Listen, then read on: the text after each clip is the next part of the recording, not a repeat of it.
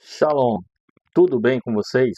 Olha, hoje nós vamos iniciar uma das partes que nós vamos falar sobre a nossa Paraxá Kitse, que quer dizer quando saíres.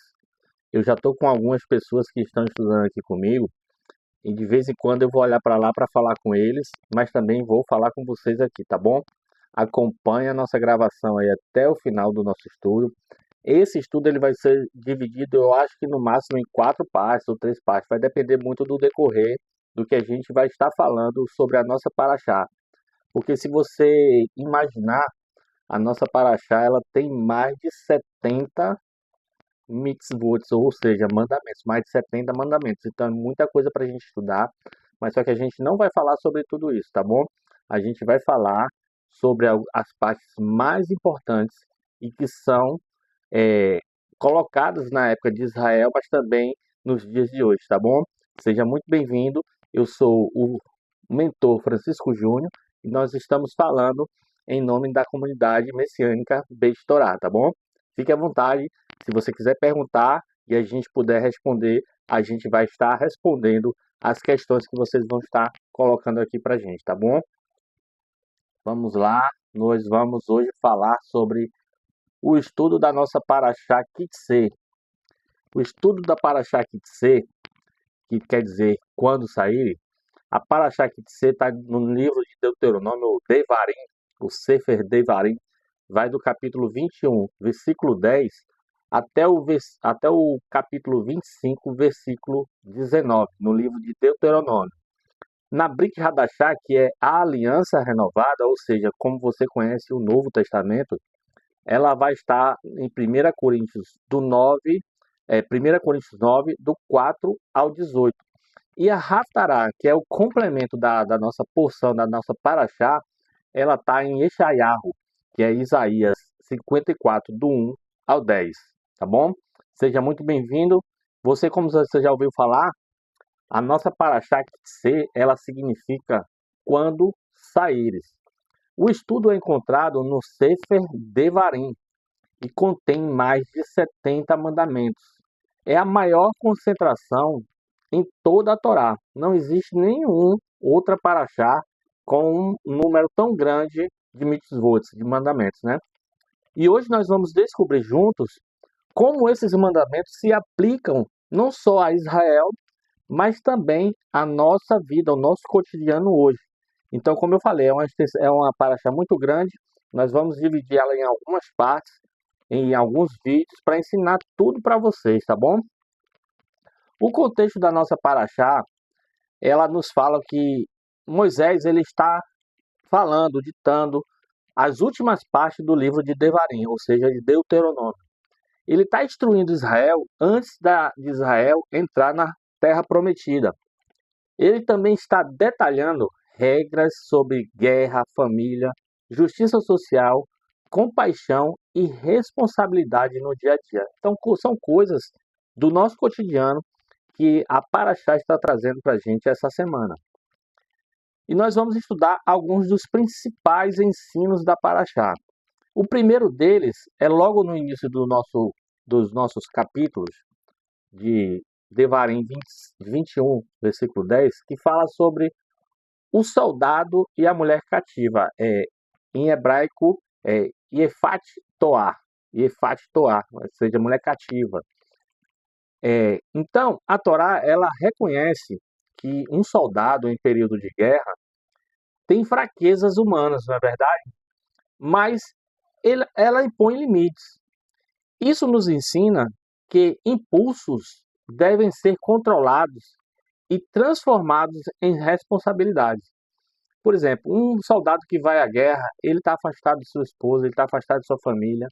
Então, uma das armas que os inimigos usavam era colocar mulheres sensuais para andar no meio dos soldados, ali no acampamento dos soldados, tentando seduzi-los. Para o quê? Para poder distraí-los com a beleza, com a formosura dessas mulheres. Então, eles vinham num contra-ataque. Na antiguidade, era comum os inimigos usarem mulheres bem vestidas para seduzir os soldados. A Torá permite, de forma relutante, que um soldado judeu se case com uma mulher cativa de guerra, que é a Yeftah Toar, mas impõe regras rigorosas para desestimular a paixão impossível. Ou seja, o homem viu, é casado, ele viu a mulher lá e ele se encantou pela beleza da mulher. O que é que a Torá permite? Que ele se case com ela, mas ele impõe algumas regras que a gente vai aprender agora. Era um passo a passo que a mulher e o homem tinham que fazer até chegar ao ponto de um homem repudiar essa mulher e não querer se casar com ela. Então, o que é que a mulher precisava fazer? Primeiro, ela deveria raspar o cabelo e deixar as unhas crescerem, então perdendo assim um atributo físico, né? Aquela beleza física, as unhas grandes, o cabelo grande, bonito. Outra coisa era tirar suas roupas luxuosas. Ela tirava, se despia e vestia uma roupa mesmo daquelas de trapo de pano de cinzas, alguma coisa assim. Então, essa era a segunda coisa, né? Retirar suas roupas luxuosas. E logo depois ela deveria passar um período de um mês em luto pelos seus pais, se preparando para uma possível conversão ao judaísmo. Então ela ficava 30 dias, um mês inteiro, fechada, lamentando o porquê dela estar ali e refletindo se ela realmente precisava ficar ali, né? Porque ela estava se preparando para uma possível conversão ao judaísmo. Durante esse tempo, o soldado refletia se realmente queria casar com ela. Se ainda assim insistisse e ela aceitasse a conversão, poderiam se tornar suas esposas, as mulheres que os soldados capturassem, né? A Torá, porém, alerta que esse casamento geralmente gerava arrependimento e ódio por parte do homem, né? Pois era motivado apenas pela aparência e pela paixão, não é verdade? E quantos casamentos hoje não são destruídos, não são desfeitos, porque o homem encontrou a mulher num período frágil, num período que estava para baixo, num período que realmente estava solitário, com as fraquezas humanas é, aflorando, né? E se encantou por uma mulher simplesmente pela sua aparência, sua beleza, a sua sensualidade. E quando se casou, um tempo depois acabou se separando, porque realmente viu que não era uma mulher para poder ele se casar naquele momento. Era só aparência e paixão. Por isso, ensina que mesmo nesse caso, a mulher deveria ser tratada com dignidade, sem jamais ser escravizada ou vendida. Então, ele passava a ter ódio dela, mas ele não poderia se desfazer, ele não poderia descasar. Ele deveria tratar ela com dignidade, porque era sua mulher. Então, essa é uma lição que a gente tira. Um relacionamento baseado apenas na atração física tende a trazer discórdias e fracassos, enquanto a verdadeira união deve ser baseada em valores espirituais e respeito. Um dos outros pontos que nós vamos abordar também dessa nossa paraxá, se eu não me engano, a gente vai até a letra E, só aqui nessa segunda parte só dessa primeira parte da nossa paraxá. É a justiça no lar e na herança. Mesmo se um pai tivesse duas esposas, não poderia negar os direitos de primogenitura ao outro. A justiça deve começar em casa. A Torá ensina que, mesmo que um homem tenha duas esposas e não goste de uma delas, ele não pode negar ao filho primogênito dele, dela, da mulher que ele não gosta, a porção, ou seja, a dupla porção. A lei aparece logo após o tema de Iefat Toar, que é no caso da mulher, né? Se você for ler a Paraxá em Devarim 21 e for acompanhando, vai aparecer logo depois desse episódio do homem em guerra, se casando com uma mulher só pela aparência, que é Iefat Toar, vem logo depois o que fala do filho, né? Então, isso é para mostrar que, ainda que a esposa seja rejeitada, o filho deve ser tratado com justiça. Em seguida, a Torá aborda o filho rebelde, sugerindo que tal situação pode ser consequência desse tipo de união. Então, muitas vezes, o que faz com que o filho seja rebelde é porque, às vezes, o homem está tendo filhos fora do seu casamento, fora da sua união. Então traz essa consequência de ter um filho rebelde, não é verdade? Isso são consequências desse tipo de união. Às vezes o homem está traindo sua esposa, está fazendo o que é de errado e acaba tendo que fazer isso. Mesmo assim, a mulher sendo rejeitada pelo marido, ele não deve fazer isso com o filho. E mesmo que assim, ó, por exemplo, ele casou com uma mulher, mas essa mulher não tem filhos. E ele foi e contraiu um novo matrimônio, porque nessa época em Israel podia. Então ele contraiu um novo matrimônio. E essa mulher do segundo casamento foi quem teve o primeiro filho. O primogênito dele, que deveria receber dupla herança, era o filho da mulher que ele rejeitou, do segundo casamento. Mesmo ele gostando da primeira, que foi no caso de Jacó, não é? Jacó casou primeiro com a primeira mulher, depois casou com a segunda, a filha de Labão. Então, o que aconteceu? Ele teve que amar os filhos do primeiro casamento com o mesmo amor que ele tinha que amar os filhos do segundo casamento. Então, essa é a consequência de ter esse tipo de união.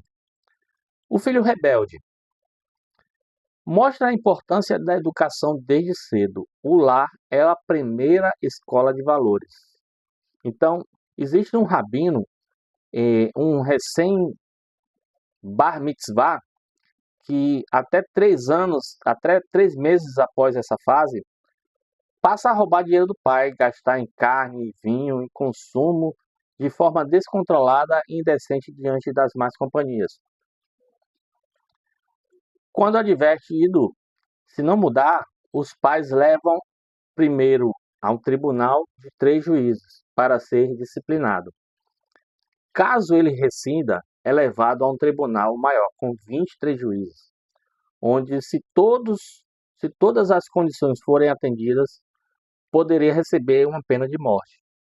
No entanto, a tradição ensina que nunca houve um caso real de condenação, pois as exigências são muito específicas e quase impossíveis de ocorrer. O que é que a Torá traz como propósito para isso? O propósito da Torá ao incluir essas leis é ensinar 2 lições. Primeiro, o valor do estudo da Torá, mesmo em casos teóricos, e a importância da educação firme e disciplinada dos filhos, para evitar que mau hábitos, aparentemente pequenos, cresçam e tragam consequências graves no futuro. Em resumo, o ensino do Ben Soré não é sobre executar jovens, mas sobre a responsabilidade dos pais em corrigir e educar seus filhos no caminho da Torá, formando assim adultos justos, gratos e realizados. Outro mandamento que nós vemos na Torá, nessa nossa paraxá aqui, é Hashavat Avedá, que é devolver objetos perdidos. E esse é um mandamento muito bom de se cumprir, é um mandamento muito fácil de se cumprir, porque é um mandamento da Torá devolver objetos perdidos ao seu dono. Mas existiam algumas exceções. Por exemplo, se o, se o objeto vale menos que uma perutá, que é um valor muito simbólico, eu acho que se essa perutá equivale a 5 centavos. Então não é necessário devolver, certo? Outra exceção, se o dono não puder identificar o objeto. Por exemplo, você achou uma nota no chão e o dono, ele que você quer devolver para ele, ele não consegue identificar a nota. Então você pode ficar. Exemplo, uma carteira com dinheiro deve ser guardada até que o dono identifique corretamente. Por exemplo, você achou uma carteira com dinheiro e a pessoa diz, ó, essa carteira é minha. O que é que você vai fazer? Então me diga o que é que tem dentro da carteira para ver se realmente é sua. Se ele falar tudo direitinho e tiver tudo o que ele disse dentro da carteira, você devolve. Em Jerusalém, antigamente tinha alguns locais para achados e perdidos. Mas depois da destruição do templo, o costume passou a ser anunciado nas sinagogas. Então, quando as pessoas achavam as coisas, elas iam para a sinagoga e anunciava ali dentro da sinagoga que havia achado um objeto. Certa vez eu vou contar uma história. Certa vez um rabi viajou a Roma Lá ouviu um servo real proclamar: a rainha perdeu um bracelete precioso. Quem encontrar dentro de 30 dias receberá uma recompensa de 1.000 peças de ouro. Pronto. Se o bracelete for encontrado em posse de alguém após os 30 dias, ele será morto. Esse foi o decreto que o servo da rainha anunciou. A rainha tinha certeza de que a recompensa em moedas de ouro seria um incentivo para que procurassem o seu bracelete, né? Esperava que em breve alguém encontrasse e devolvesse. Um belo dia o Rabi foi passear na praia e viu algo brilhante na areia. O bracelete perdido que a rainha tinha acabado de perder foi o que ele achou. Então ele guardou o bracelete até que os 30 dias se findassem. Só então ele devolveu a rainha. Aí a rainha perguntou para ele: você sabe que há uma punição por devolver o bracelete após os 30 dias? Ele respondeu: sim. Por que então esperou tanto antes de devolver o bracelete? Perguntou ela.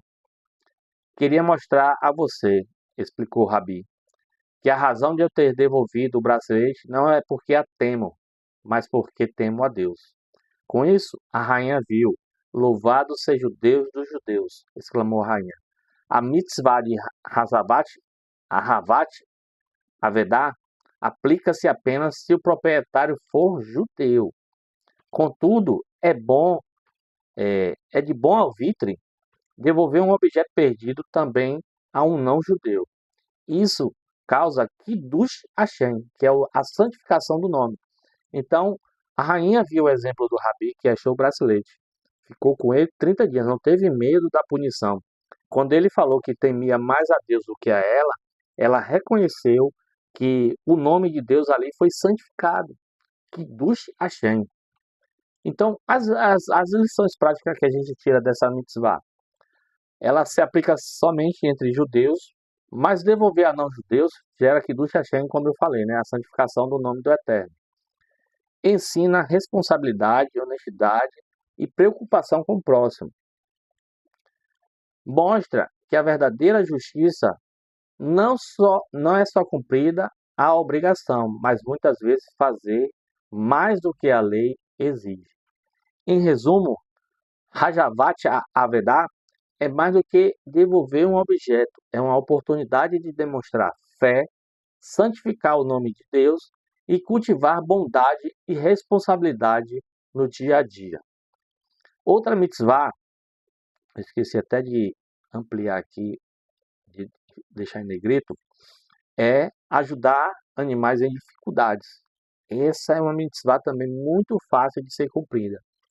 Se uma pessoa está viajando por uma estrada e percebe que um companheiro judeu cujo animal arriou, antigamente o transporte em Israel era através de animais, né? Os animais eram os que mais sofriam nessa trajetória aí. Então, se ele colocou um excesso de carga, o burrinho coitado arriou, não consegue mais andar.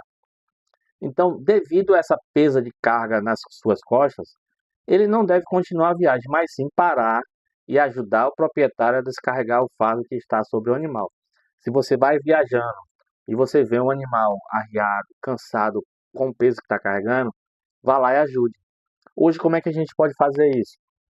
A gente pode parar muito bem para ajudar uma pessoa que está com o seu carro em dificuldades. Às vezes tem famílias que viajam e o carro dá problema na estrada, não tem seguro, não tem a rodovia não é pedagiada para ela poder solicitar o reboque ali para poder transportar o carro até um local mais seguro. Então, se você consegue ajudar essa família, pare e ajude. Faça isso nos dias de hoje. O que acontece se o dono do animal disser assim, por favor, coloque a carga sobre o animal para mim, mas não quiser ajudar? Por exemplo, você foi lá ajudar ele, mas ele não quer ajudar. Ele quer que você tire tudo de cima do animal e coloque em cima do seu animal ou de uma carroça, mas ele não quer te ajudar. Você não é obrigado a fazer todo o trabalho sozinho, porém, se ele se recusar a ajudar a descarregar, precisamos fazer essa tarefa sozinhos.